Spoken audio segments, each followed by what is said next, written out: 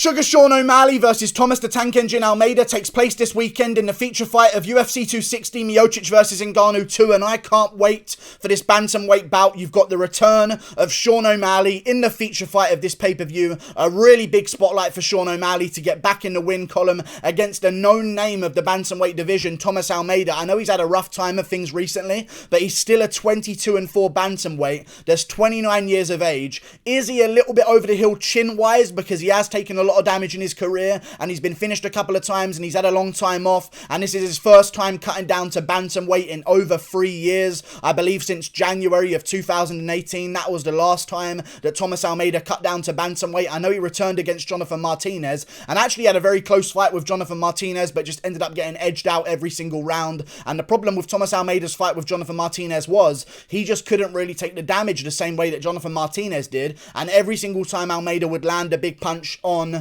Martinez would eat it, come forward, look to land more. Every single time Jonathan Martinez landed a big shot on Thomas Almeida, his leg went a little bit funny. He took a couple of steps backwards. He had to configure himself after eating a big punch. I just don't feel like his chin is the same as it once was, but he's still a very dangerous name and a very good matchup for Sean O'Malley to get a win here. And I do believe that Sean O'Malley is going to get the KO win in the first round against Thomas Almeida. I don't see Almeida's chin holding up against Sean O'Malley because as much as people don't like to really give O'Malley the praise that he deserves, you have to admit the guy's got ridiculous power for the bantamweight division. Extreme knockout power, especially since he came back, because if you'll remember, Sean O'Malley, who originally showed up in the UFC, was not this big power guy. He had to break guys down, knock them down a couple of times, then eventually finish them with a big punch or hurt them a couple of times, then put a combination finish together and get the job done. In his first couple of fights in the UFC, especially the one against Terry Onware and Andre Sukumtat, he wasn't really this massive powerhouse, but since his time off, he's built himself into a real athlete for the bantamweight division,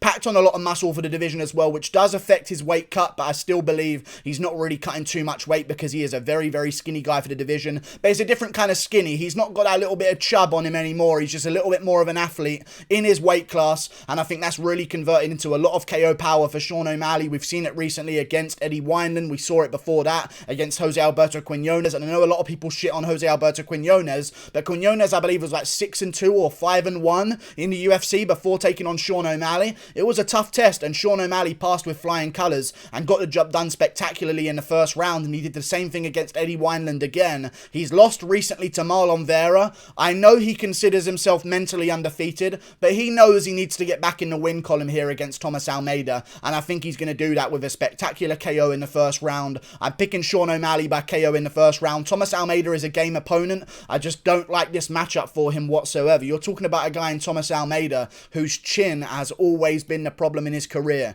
He has not cut down to bantamweight in over 3 years. He's been out for a while. He didn't look too good in his comeback, and in fact he looked a little bit lethargic in his comeback as well, and didn't look like he really settled into the fight at any point against Jonathan Martinez. I feel like we've found the ceiling of Thomas Almeida throughout his career, and even in some of Thomas Almeida's wins, it's still worrying to see him get knocked down in fights. Like he got knocked down against Brad Pickett quite badly in the early rounds of that fight.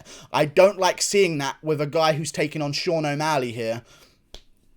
And I know exactly why the UFC has made this bout. It's a big name in Thomas Almeida. Everyone remembers the hype around Thomas Almeida when he first came to the UFC. He was completely undefeated, I believe. What's his record now? I think he was 21-0 when he first came to the UFC and started racking up some wins in the UFC before his eventual loss down the line to Cody Garbrandt by KO in the first round. Jimmy Rivera hurt him a bunch of times and knocked him down twice in that fight and kept rattling him in that bout as well. Almeida's always in the fight until he's not. He's landing good shots back and forth, and then one of the shots lands that's a little bit different than the other ones, and all of a sudden Thomas Almeida can't take the punishment anymore. Even Rob Font knocked him down twice, eventually finished him with a head kick in the second round. Rob Font had a little bit of a reach advantage over him, and I think that's something that Almeida's not going to be used to. The only guy who has had a reach advantage over Almeida so far recently is Rob Font, and he got a really big KO against him and was able to dictate that range, get a takedown at the end of the first round as well. I just don't see Thomas Almeida surviving this one against Sean O'Malley. It's not just the arm reach that he has to be worried about, it's the leg reach as well, because O'Malley is an extremely tall guy for the bantamweight division. 5'11" versus 5'7" here. I think Almeida's actually 5'8". He's a little bit taller than 5'7", but still you're talking about a big height disadvantage for Thomas Almeida, and Sean O'Malley uses that advantage massively because people people don't, all they talk about is the arm length. They don't talk about the leg reach as well. Sean O'Malley, really long legs, lands the front kick well, and always, I feel like, makes sure to land the front kick in his bouts, to find that range nice and early, to know where his opponent is, and then eventually start working the hands later on in the bout. So I think he's going to go out there, chop at the legs of Thomas Almeida, land a couple of front kicks, and then eventually towards the end of the first round, Almeida's going to look for an exchange to steal the round back for himself after O'Malley's been sort of outclassing him early on. Then he's going to walk into the big shot from O'Malley. I think O'Malley's going to land a nice little pull right hand counter on Thomas Almeida. Almeida's going to go down, and I think O'Malley's going to go for a little bit of a TKO ground and pound finish afterwards. I don't see it being a walk-off. I know I said it could have been before.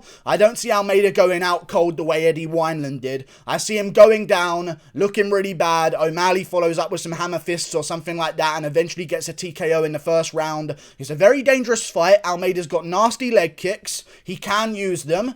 I just don't think he uses them too effectively nowadays, and when he does, he's always going to be open to be countered as well on that chin, and I think that's what holds him back from throwing certain kicks that he used to in his career, because every single time he opens up nowadays, he seems to get hit with a punch that makes him reconsider fighting for a living, and that really worries me going into a bout with Sean O'Malley. It really does, and I think I know why the UFC's made this.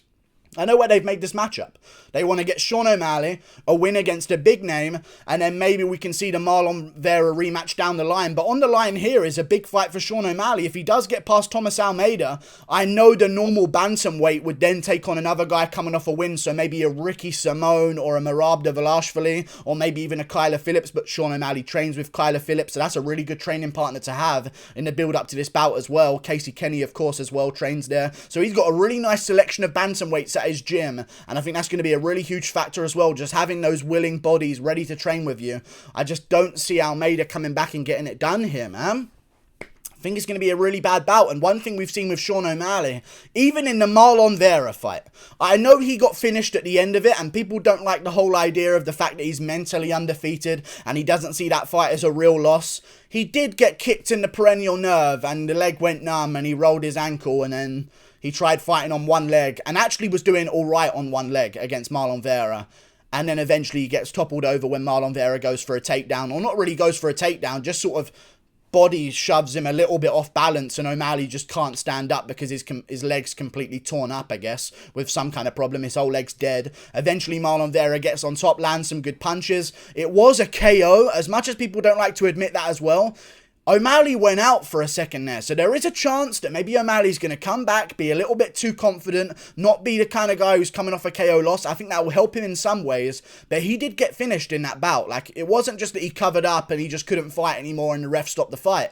He ate an elbow at the end of that fight that put him out for a second, and then he came back up and his head rose again. I just feel like maybe he's still going to get it done, but it's a risky fight for him, man. Thomas Almeida can scrap, he throws hands, he's got some power himself. I just think he's going to be at a complete range disadvantage, and O'Malley's just a little bit too technical because, again, before the problem with his leg, he was doing really good against Marlon Vera. I would argue he was doing better early against Marlon Vera than Jose Aldo was against Marlon Vera in that first round. Before he got hit on the perennial nerve, which is always going to be a target for his opponents, he was landing great leg kicks on Marlon Vera, great body kicks as well on Marlon Vera, a couple of front kicks to the body, a couple shots upstairs as well. He was doing really good. Eventually things started to go the other way, and maybe if Thomas Almeida can catch him on that shin, we might realise that Sean O'Malley is shinless and has no bone density in his legs whatsoever. I don't think that's going to be the case. I think he's going to move on the outside, use his range, land a front kick early, maybe go upstairs with a front kick as well just to keep Thomas Almeida guessing,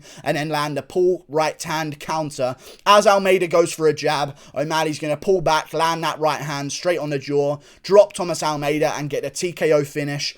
It's weird to me sometimes watching bantamweights get more KOs than we see at middleweight and welterweight, but I guess it's one of those divisions where they're just so fast, it doesn't even matter about power and mass. The way they're landing these shots and the speed that they're landing them at is enough to drop people and KO them, and I think Sean O'Malley's going to do just that. Now, I said before, normally he'd be wanting to take on a Ricky Simone after this one, or a Merab Dvalishvili. I think if Sean O'Malley wins this one, they're gonna baby him. They're gonna try and make the Marlon Vera rematch because having a perfect legacy is really good for a fighter on the come up in terms of marketing. Like, to say that he could then go on and beat Marlon Vera in a rematch before they start pushing him up the top of the division is really big, because it shows that, oh, actually that was a little bit of a weird situation. He's still better than Marlon Vera. You don't want Marlon Vera being that sort of guy just peering over Sean O'Malley as he rises over the top and sort of holding back some of that star power, because we've seen him lose to Marlon Vera. I think the plan is eventually to make the rematch with Marlon Vera if he does win this one, which is a big if, because Thomas Almeida's no joke. He can be very good. I just don't think he reacts to shots the right way. You can't do that against Sean O'Malley. But if O'Malley wins this one, don't be surprised if they start looking at opponents like, and I'll name a couple of them right now, Rafael Assunção, Marlon Moraes, good strikers with big names that chins are a little bit risky right now in the bantamweight division. I would not be surprised if they start looking at those kind of matchups for Sean O'Malley, especially Rafael Assunção at number 10, because they want to jump him up those rankings with the least risk possible. I don't see him being matched up with a Merab Dvalishvili. I don't see him being matched up with a Cody Stamann. I don't see him being matched up with a Ricky Simone. Unfair as that is, because other guys would have to go through those savages, the UFC wants a superstar. They just lost Adesanya, and even with Adesanya winning, he only sells like 800,000 buys to 700,000 buys. Like, they're not really... With McGregor losing, you know what I mean? Khabib going, Adesanya leaving. If Masvidal loses to Usman again, that's going to be him out of the picture. It's going to be a real dark time for the UFC, so I think they're turning their entire focus over to the 1 million follow account Sean O'Malley to try and take them out of this depression in the UFC and try and sell those big pay-per-views in the bantamweight division, maybe, because they're running out of stars, and the stars that they have in Israel Adesanya ain't selling shit compared to the other big names like Conor McGregor.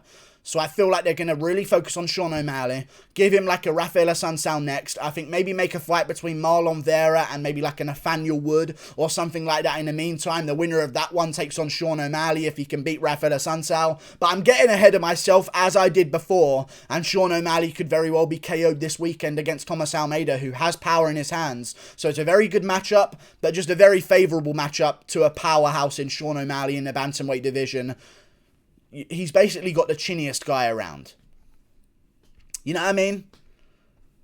It's kind of what he has. Like, he's got basically the shell of Thomas Almeida here to try and land a good shot on. And I think he's going to land that good shot. The fact that Almeida has not cut down to bantamweight in the last 3 years is an extremely huge deal to me. The fact that he knows if he gets clipped on that chin hard, he will go down. It's been reminded to him so many times in his career. I think once he sees O'Malley at the weigh-in and sees how tall he is and sees how rangy he is as well, I think once they get in the fight and O'Malley starts landing that front kick, I think Almeida's going to start bitching out a little bit and get KO'd early. First round KO, Sean O'Malley. Almeida's covering up, taking front kicks and leg kicks from Sean O'Malley the entire time, being a little bit outclassed. Then he tries to go for a big moment and tries to catch Sean O'Malley at the end of the round and just tries to do anything to land something big on Sean O'Malley. As soon as he does it, I think O'Malley's going to pull counter, land the right hand down the pipe and KO Thomas Almeida in the first round. Great fight though. Really good fight, really risky. Don't see it happening for Almeida. Like and subscribe. Thank you for watching. Click that button up there. Goodbye. And the loser of this one, I guess if it's Almeida, you kind of have to consider at this point maybe cutting him from the UFC, because he's not like a former champion. Like, this would be a 4-fight losing streak from like not even being like in the top 10. Like, it's not a good losing streak to have. I think they would consider cutting Thomas Almeida if he does lose this one. If Sean O'Malley loses, that's 2 in a row, and I think all chance of star power is gone, and Almeida's going to reinvigorate his career. So this is all on the line for both of these men. Like and subscribe. Thank you for watching. Click that button up there. Goodbye.